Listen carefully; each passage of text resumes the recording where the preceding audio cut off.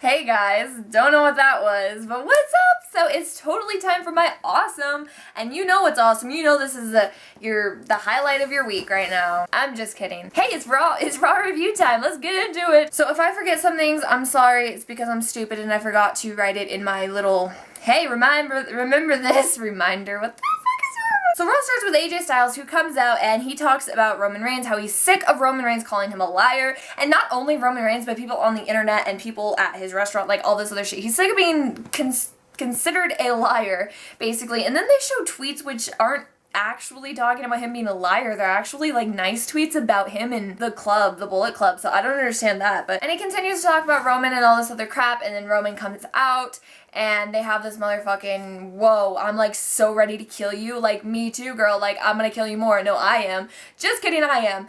That was them.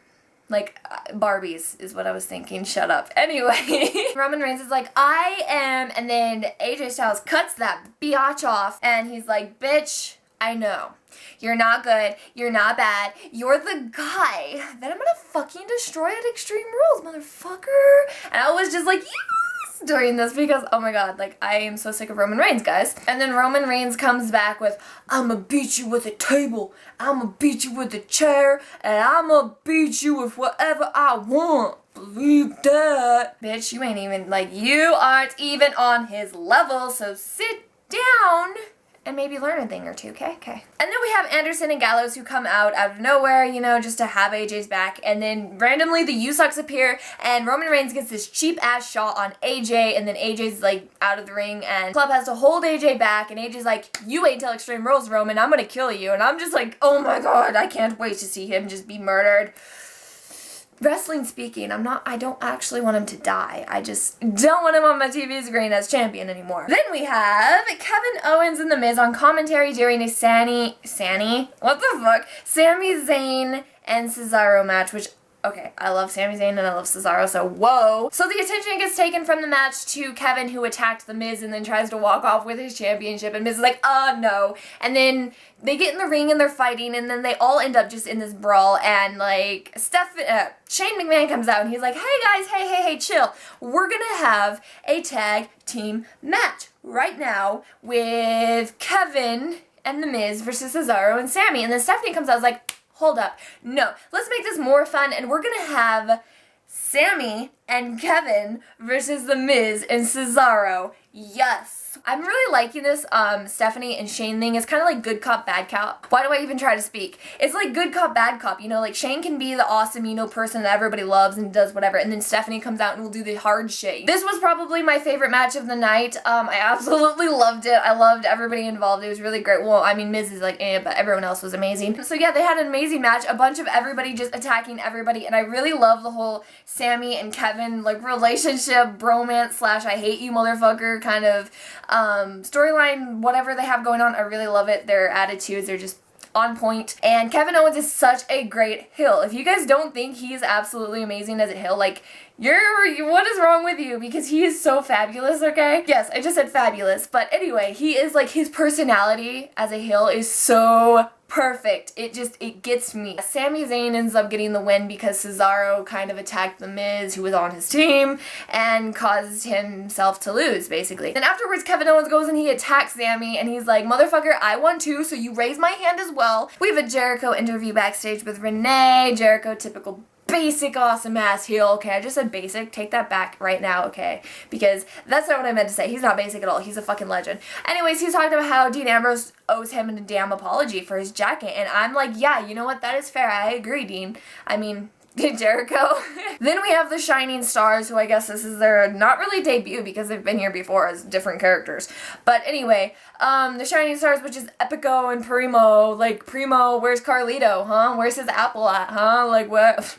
Anyway, versus two motherfuckers that I don't even know who they are. I don't fucking know these guys. Whatever, they completely just jobbed to the Shining Stars, which they did have a really cool move, which I guess is called the Shining Star. So I'll give them that. That was really cool. I like that, how like one was like kicking your head and the other one's like, I'll get your legs, and it's like, ah!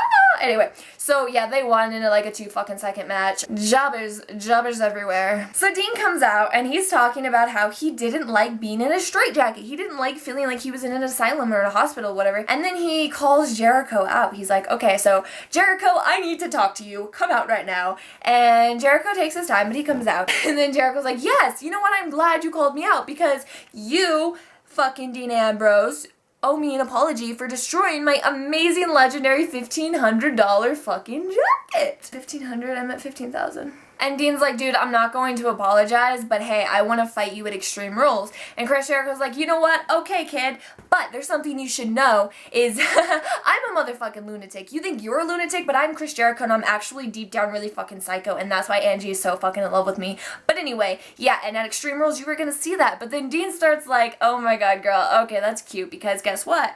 Stipulations for this match, basically, is that, and then this fucking steel cage comes down, and we're like, I'm already excited. I'm like, yes, steel cage match, but that's not it. That is not all, ladies and gentlemen. Oh no, it is now. It is going to be the very first Asylum match. Amber's Asylum or Asylum, I don't remember. But it's going to be the very first Asylum match. Basically, he has all these other, like, these weapons and, like, straight jackets, all this other stuff, like, hanging above the steel cage.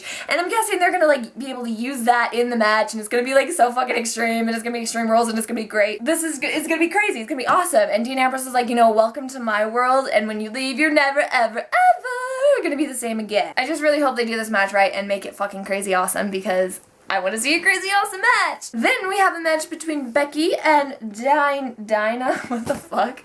And Dina. I almost said Dinah and then I was trying to correct myself, so I said Dina, like, what the fuck? Okay, now I'm just confused. Dinah. No, it's Dina. It is Dina. I really like her little, like, bitch attitude. I like Hills. You guys know this. I fucking like bad guys. And in this case, bad girls. So I really enjoy her attitude. And I really love that she's, like, so into fitness and, like, a fitness athlete and shit. Athlete and shit. And I think that's really great. I didn't get to see much of her wrestling skills, but people have been telling me she's not that great. So I don't know.